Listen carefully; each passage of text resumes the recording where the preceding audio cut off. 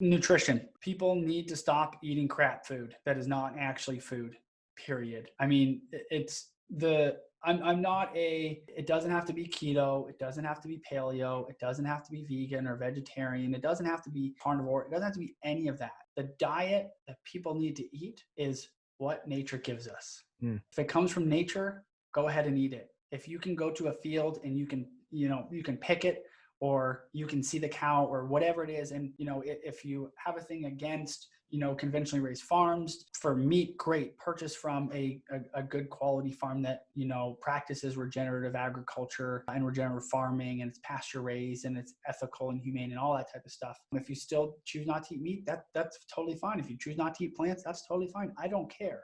Mm-hmm. But when you eat food that's made in a factory where they literally have machines set up to create this food, mm-hmm.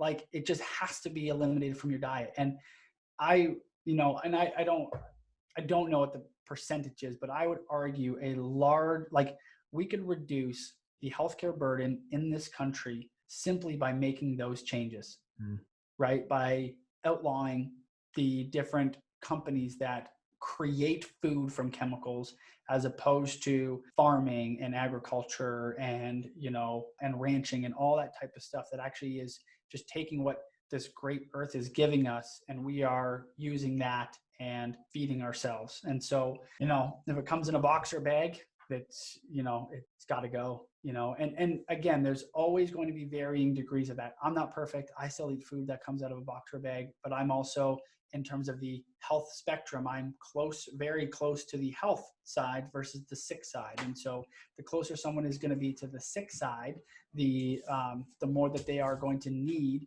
to take action on this thing to actually go towards less processed food or completely eliminating processed food. So that way they can help to more sharply steer their health towards where it needs to go. And then once they get there, they can lighten up and they can have a treat every once in a while and things like that. But that's probably nutritionally the biggest thing. And the one additional thing with nutrition is I think our society is under eating organ meats. I think we really need to get back to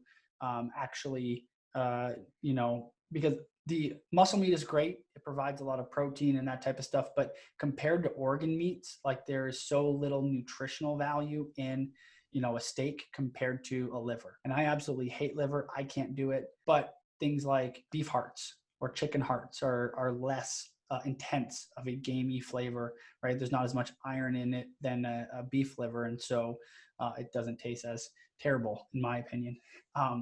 But that's one way that people can really get, enough vitamins and minerals through the day is through organ meats. And so processed food and organ meats are probably my big pushes right now for nutrition.